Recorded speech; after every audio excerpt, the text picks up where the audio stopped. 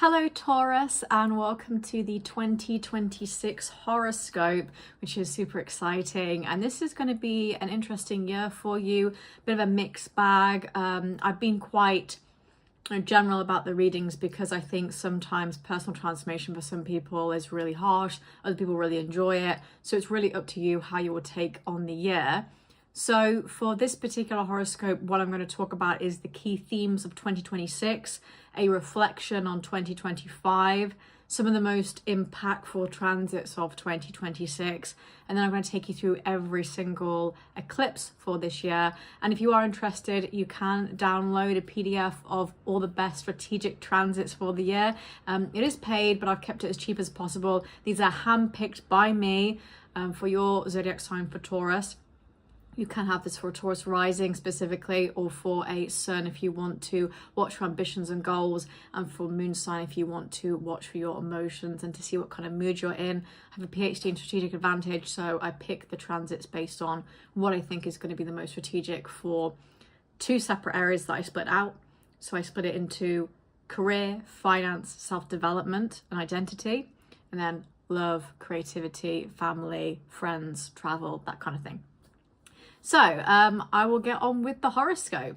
So the key themes for you, Taurus, in 2026 is identity. And this is mainly because of Chiron, the wounded healer, or the asteroid of trauma, that will be moving into your first house of self. So this has been in Aries for quite some time now, quite a few years actually. And it will be moving from Aries into Taurus. This is not necessarily a bad thing. This just means that you'll have a little bit more onus on finding out what triggers you with your sense of identity and your goals. You'll also have changes in your finances and identity in that regard, because we'll also have Uranus moving in and out of Gemini and Taurus. So you'll notice that at the start of the year, Uranus will be in Taurus, but then it will eventually go back into Gemini. Of course, when it's in Taurus, it's going to be giving you a little bit of, I wouldn't say instability, but sudden events when it comes to, your personal identity, your goals. This is where events, because Uranus is an external planet that really pushes events onto us, this is when events really happen in our lives where we're kind of forced to change our identity or level up. And so I always think Uranus in the first house is not necessarily a bad thing. And then obviously when it goes into Gemini, you'll find that that'll be in your second house of income and finances again.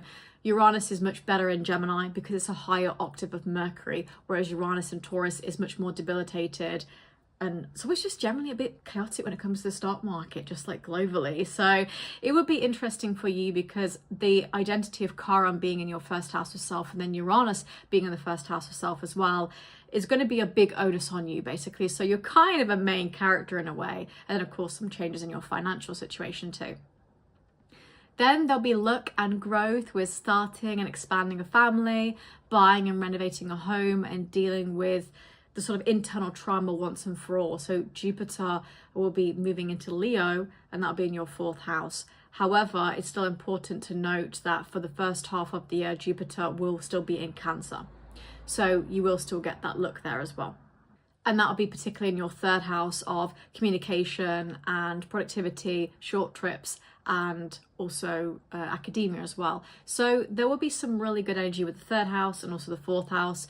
And just remember that Jupiter is not a jackpot. It just simply makes it easier for you to go after opportunities in that house. So for example, expanding a family, buying and renovating a home, or if you want to deal with the hidden trauma, especially because Chiron will be in your first house of self, and you want to really make a push to like, I got to cut this out. I want to level up. I don't want to be the same person or be on a hamster wheel. I keep thinking of the cycle will repeat until you break it. So you might decide, got to be free of the shackles here, Then the fourth thing is aligning with your dream career and focusing on letting go of family issues, because the North Node in Pisces will be moving into Aquarius, the South Node from Virgo to Leo. So with the North Node in Aquarius, that is your 10th house of career. If you're watching and you're retired or you're not interested in your career and you're like, I really couldn't care less, this is more about expressing yourself on a spiritual level, being more authentic, or being well known for something in your craft. And this does not necessarily have to be something that's paid, or it has to be a career. This can just be something I'm really putting myself out there for. But for the majority of you watching, this will be your dream career that you're aligning with, especially a career where you have to work with lots of other people.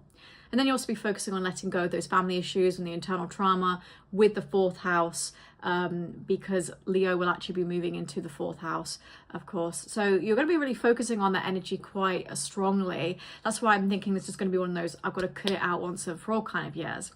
We'll also have some eclipses in Leo and Aquarius this year, but we'll also have some repeated energy from last year, 2025, with the Pisces and Virgo eclipses. So we'll have some more of that, which will be aligning with your creativity and your dating life, with your friends and your social ideals, and those recurring themes from 2025 may come back again. This is not to say the shit is recycling, it's just to say that you might have a couple more of those themes being touched on, but once that happens in this coming year, we won't have that again. It will move into other eclipses, basically.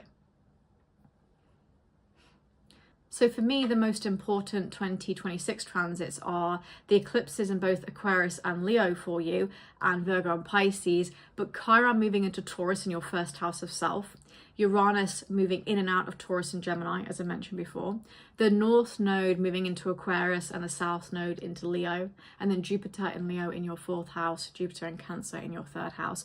Those are the most important transits that I think as a collective would really be impacting you this year, Taurus. So let's reflect on 2025.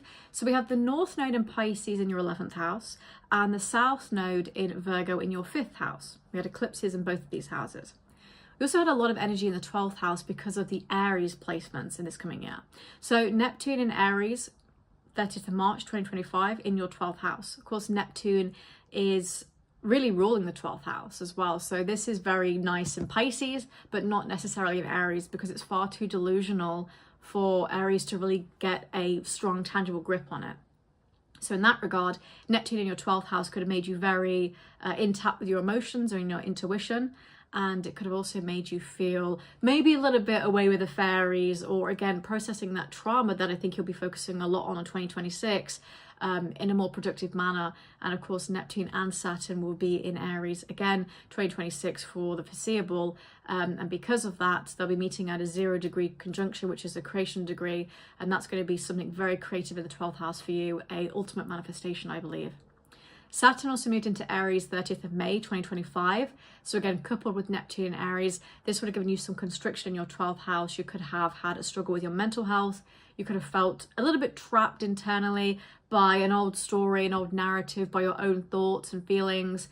And you could also have felt very vulnerable and unable to express yourself in the right way, which is why Chiron moving into Taurus is going to help you understand why you struggle to do that so much, perhaps. Then we had Jupiter moving into Cancer, June the 9th.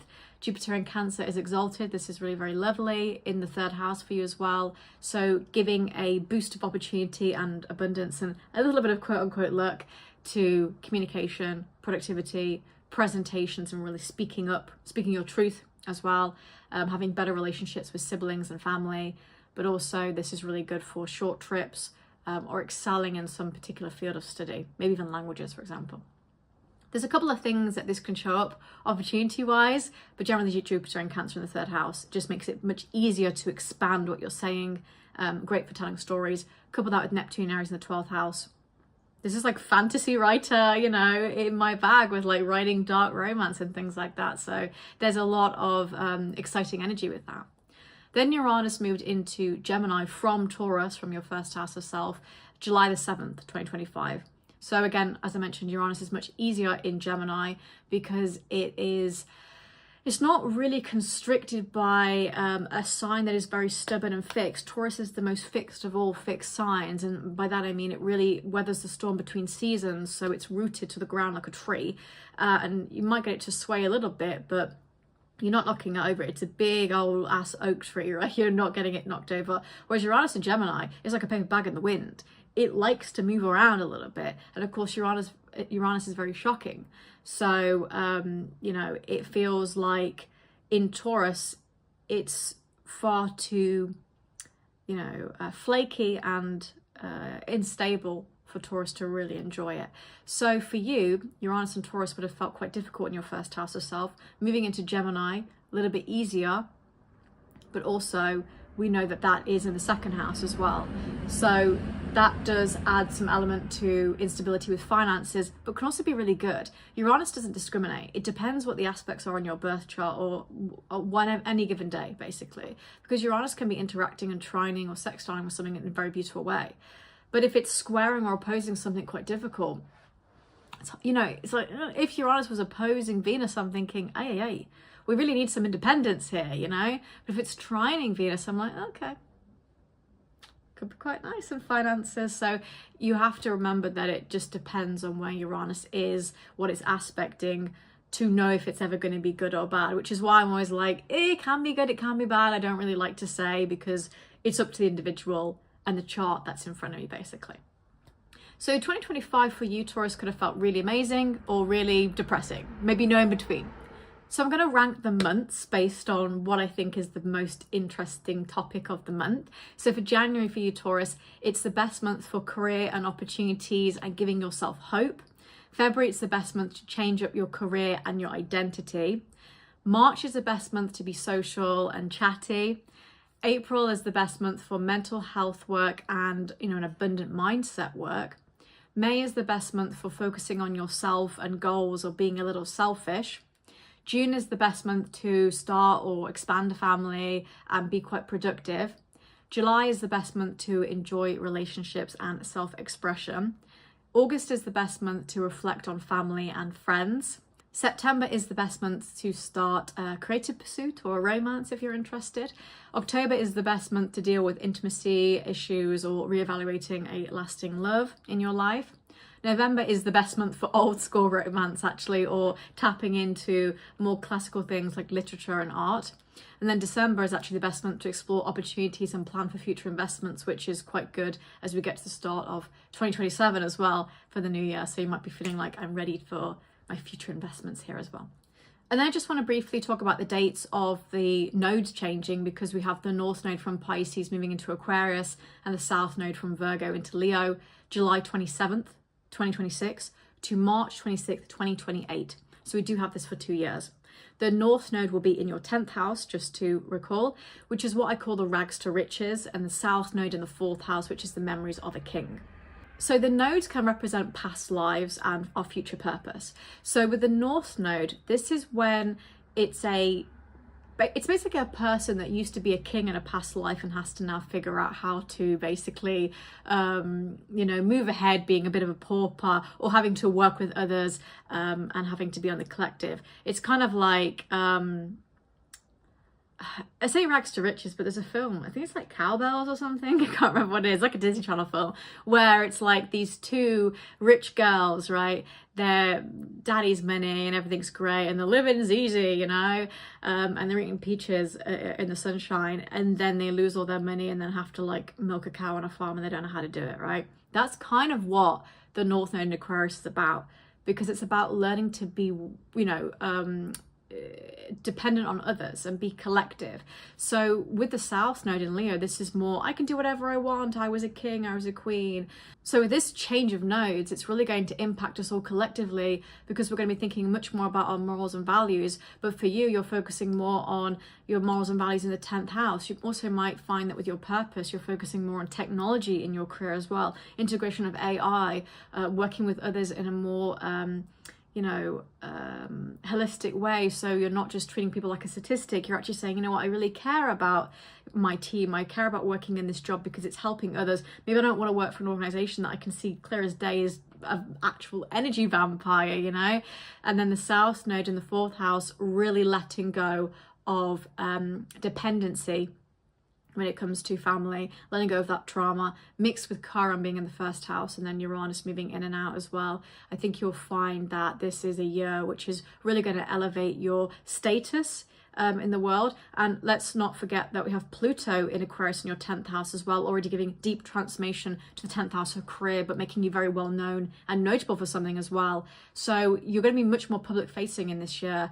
And then you'll also be dealing with some of the trauma, maybe childhood trauma specifically as well, which will help you level up. So I think it's actually pretty nice. I feel good about it, but it's one of those things where, especially with 10th house, because it's at the top of the chart, you've always got to work pretty damn hard to be able to get there and do something notable. So it will require hard work, but the rewards will be quite sweet, I think.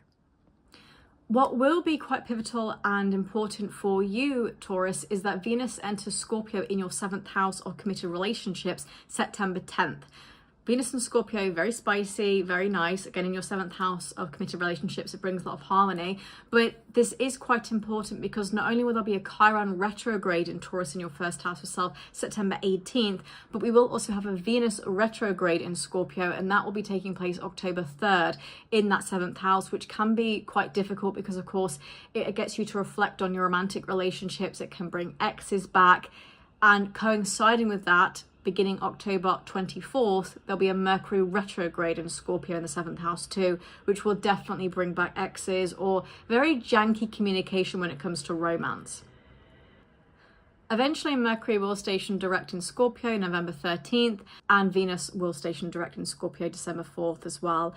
But for a good couple of months, basically from September to December, there's a real up in the air feel when it comes to romance. And so, you know, you're coming out the back of an eclipse season and having to deal with not only Chiron retrograding in your 1st house of self, but also having Venus, you know, retrograding with a Mercury retrograde as well. So communication and romance is going to be quite difficult. The thing about this is that they're both at the same time. So they're both in the 7th house. It's not like you have to deal with 7th and 8th and it's like, oh my God, it's really hitting me on both sides. It is the 7th house. If you are, again, not in a romantic relationship or you can't really foresee how this is going to play out for you romantically, the 7th house is still commitment. So this can be assets you've committed to. It can also be you reevaluating your communication when it comes to maybe promising too much. So again, it has to be what you resonate with, but generally because of the Scorpio elements here and with, you know, a lot of strange energy at the same time, even Mars being in Leo as well in your 4th house of home and family, it just feels like a reevaluation of everything that is, you know, really held dear. You know, this is not like an external, oh, it's just something I own. It's like, this is really hitting me on an emotional level. So just be mindful of that, Taurus. I did also just want to mention the moons that will actually affect you as a fixed sign. So the full moon in Leo, February the 1st, which will be in your 4th house. And of course, as I mentioned, the solar eclipse, new moon Aquarius in your 10th house, taking place February the 17th. The full moon in Scorpio taking place on May the 1st in your 7th house, and the new moon in Taurus, your 1st house of self, May the 16th. The full moon in Aquarius, July 29th, taking place again in your 10th house. And of course, the solar eclipse, new moon in Leo, August 12th in your 4th house. The full moon in Taurus taking place on October 26th in your 1st house of self. And the new moon in Scorpio taking place November the 9th in your 7th house. Okay, so I'm going to talk about every single eclipse for this year, and if you're interested in every single full and new moon and how that will impact you, and that's in the PDF on my website. So February 17th, we have a solar eclipse new moon in Aquarius. So this is going to be in your 10th house, again, career, public life and expression, where you're coming across to people, your you know, the goals and hard work you're putting in, resonate with whatever is there. Some of you are watching the retired, some of you are knee deep in the career, you know, so just take what resonates here. But I'm going to talk specifically about career. So this is taking place at 28 degrees. So if you have any prominent placements in Aquarius, from 20 to 29 degrees, and this will impact you. As a Taurus, you're a fixed sign, so this will impact you generally. And this eclipse at 28 degrees is in Decan 3, which is ruled by the moon and Venus. So of course, Aquarius is ruled by Uranus and Saturn, and in this regard we have the moon and Venus, making it much more emotional. It's quite a judgmental eclipse actually. It's where you need to be patient for the hard work to really pay off, as I mentioned, in your 10th house. So you might find that you have been doing a lot of different things to try to see if they work for your career, or you're trying different ways of expressing yourself and seeing what kind of fits, and, you know, almost feeling like you are a square peg in a round hole, and then trying to like fit in a little bit. And actually with Aquarius, which is so quirky, it's a little bit about not fitting in, and also knowing that the trauma of judgment and the judgment of trauma is not something that should be affecting you. Really, you need to stand out a little bit more. You might also find that you have an inability to really put in the hard work because you feel a little bit fed up. This decan particularly is associated with the Seven of Swords in Tarot, which is about plotting and being more cunning, a bit manipulative, a bit strategic. And of course, we know that the 10th house is actually ruled by Capricorn, who is very, very strategic. You know, this is the boss bish, right? So in this regard, it's about being very resourceful with your career, thinking on your feet, outsmarting others, right? When you see world champions, they say, well, I just want the best man to win. And at the moment, that's what's happening. And they're talking about themselves like, I'm the best man, I'm the best woman, whatever. That's going to win this thing. So it really feels like you have the heart of a champion, but you might also feel perhaps a bit too competitive or even betrayed by somebody else. You could be passed up for a promotion around this time, for example, or you might find that someone's trying to get in your head to suck you out when it comes to expressing yourself, or being like, oh, you look nice. And you're like, what do you mean by that? Like, let me just be myself, you know? So it's one of those eclipses where things will really make you tick, but they also make you think that a lot of events and a lot of actions that take place in your life have nothing to do with you, but actually just some of the people around you as well. This is very Machiavellian and very strategic. So in that 10th house, watch what others do to understand what you can emulate. So if you want a job specifically, what kind of skills do you need? Or if there's somebody that is in a position that you desire, what are they doing that you're not currently doing? And don't put things like experience and wisdom aside, right? What are they actually doing tactic wise that you could emulate? Because this eclipse will really help you with that. Jupiter in Cancer in the 3rd house is also trining the North Node in Pisces in the 11th house. So this is about, again, what you know and also who you know. So it's a nice harmonious trine aspect. Jupiter there where it's exalted in that expansive quality of communication and presenting. And then we also have the North Node in Pisces pushing a little bit more towards mentoring and networking and trying to understand what others need from you. Putting that together with the 10th house of career and expression and whatnot, you'll find that you are able to communicate much more authentically than you had before. But again, you might also have the intuitive feeling that something is not quite right, or again, maybe it feels unfair, you're being passed up for something, or you can clear as day see in front of you that someone else is getting an opportunity, but on a level you're both the same. So it's kind of like, what am I missing here? So there's a little bit of detective work as well. And then of course the Sun and Moon in Aquarius in the 10th house squaring Uranus in Taurus in the 1st house has a personal impact, because Uranus in Taurus in the 1st house is going to get you to question the status quo about your identity, and you feel that very strong urge to break away from tradition. Of course, the 10th house is actually quite traditional as well, so exploring the unconventional paths in your personal life, especially with the Aquarius energy too, and being more curious and flexible as well. I think the element of not being rigid, being able to be mutable and malleable and almost mirror somebody else. Again, I want it, I see it, I like it, I'm going to copy it, and then I make it into my own and be individual, and I move it around a little bit as well.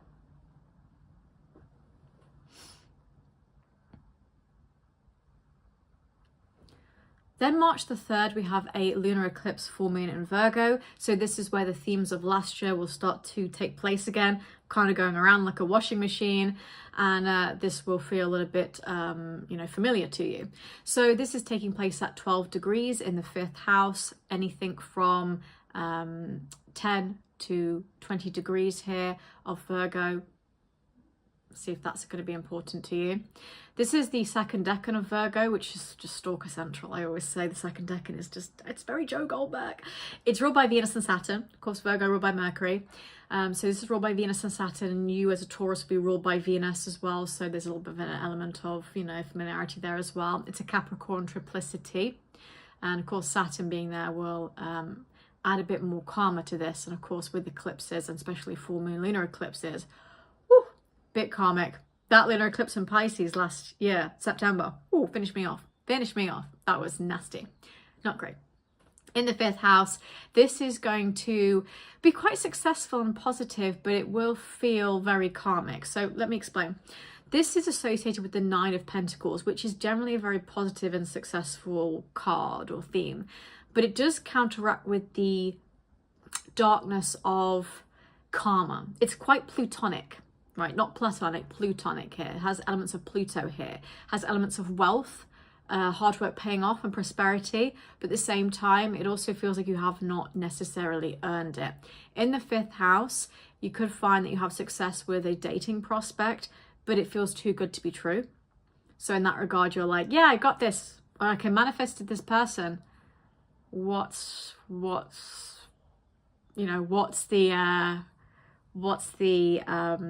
catch? Couldn't think of the word then. I kept thinking, what's the jig? What's the catch, right? So it could feel like that. Also, you could have a really successful creative hobby that you're interested in that's really good, but you're like, hang on, I'm really good at this. Should I have been doing this for more time? You know, it just generally feels like you're very suspicious of good things happening for you. This is a full moon, so you are releasing things in the 5th house. So you could be releasing perfection, especially with Virgo, releasing the need to be perfect, especially in a relationship. And also understanding that things don't have to be hard earned for you to have them. We have this affirmation in our mind that if I want money, I have to be working really hard for it, like scraping the floors and doing 8 billion things at the same time. But a lot of us don't ever think, oh, it's quite easy to make money. It's quite easy to, you know? I've had this since I was a kid, right? Because when I was growing up, I had a very mixed financial situation. I grew up in a nice area, but my family came from a very poor area of England. So that area didn't have much prospects, and even to this day is very neglected.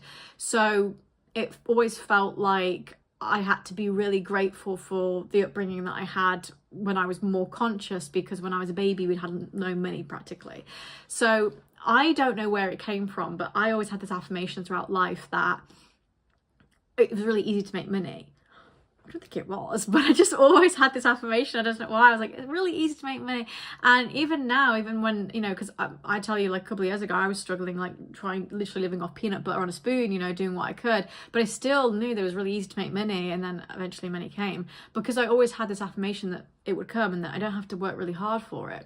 So, and again, that's not me being like uber privileged, I don't have to work hard for it. I'm just saying that a lot of us, we make it harder than it needs to be by affirming that it's harder than it needs to be. So with the 9 of Pentacles, with this eclipse, it's really letting go that need to be grinding so hard. You can make money from painting, right? You can make money from creative pursuits. God, the trains are so loud. You can make money from, you know, things that would make your inner child happy, and releasing the need for perfection, releasing the need that I have to work really hard for this, or it's too good to be true. And when you receive something amazing, you go, what did I do to deserve this? Maybe you deserve everything, you know? So this full moon really feels like letting go of all of that specifically.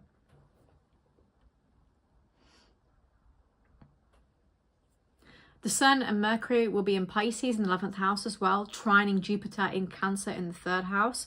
So there's emotional abundance to this as well. Again, this interaction between people and your morality and your values, with your communication, the way that you are, you know, really interacting with communities and people as well. There's this very strong focus on getting your point across as well. And I think with the 3rd house, we need to focus on the affirmations and the way that we speak to ourselves, less so how we speak to others, more about how we are being kind to ourselves here, because this lunar eclipse is about how we are going to be giving ourselves the self-love as well, because eclipses are always maverick moon, so they're never super kind anyway. And then Jupiter in Cancer in the 3rd house, sextiling the moon in Virgo in the 5th house. Again, it's the emotional, creative nature of the 5th house meeting the practicality of the 3rd house. Jupiter in Cancer expanding that practicality, and because of the sextile, it's quite nice. So again, there's a really strong talking to that you need to have with yourself with this full moon, with this eclipse, where you're prioritizing the fact that you can do fun things and still make money. You don't have to be on it all the time. You don't have to be super productive in order to enjoy your time, basically. This will become a little bit more apparent as time goes on. August the 12th, we have a total solar eclipse, new moon in Leo. So we had one in Aquarius and now we have one in Leo. So this, of course, is going to affect your 4th house of home and family. And of course, with solar eclipses, they're much easier because they're new moons, although I think they can still be as dicey as lunar eclipses, kind of depending on what placements you have. So a total eclipse, new moon in Leo in the 4th house, this is taking place at 20 degrees, putting it in the 3rd decan. So anything from 20 to 29 degrees that you have in Leo, just be notable of it. Again, this is another fixed sign, so it will affect you. So in this decan, the 3rd decan of Leo, it's associated with the 7 of Wands, which is a competitive card. So this feels like rivalry. It feels like trying to maintain some kind of power or control in the 4th house. You could have some kind of assertive action with a family member. And remember that for you, Taurus, this year, there's a lot of energy in trying to fix your trauma in the 1st house of self and a focus on the 4th house too. So this is not something that should come as a surprise. You might feel very defensive and aggressive or feel under attack. It can make you feel very unstable. And again, that hidden trauma starts to come out a little bit more. Again, solar eclipses are always going to be difficult for everybody. So, you know, it's not like, oh, why me? Everyone's going to have a difficult time with eclipses. But it is more harsh in the 4th house because it can pertain to so many different things with family. But also, again, it's a house that is very hidden. It's not a very open house. So in that regard, things can be more easily triggered, a little bit more karmic in a way. Although I don't tend to think the 4th house is super karmic, really. This is where you stand up for yourself and you don't let others take advantage of you. This feels like when fire is coming from the sky, you're like this. You're like, no, you're not going to hit me this time.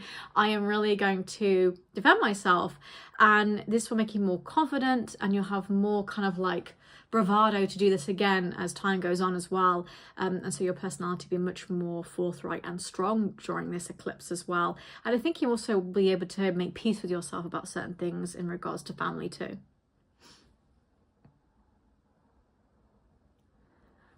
And as you'll notice, we have 2 kite formations here. We have one on its side. You can see the there.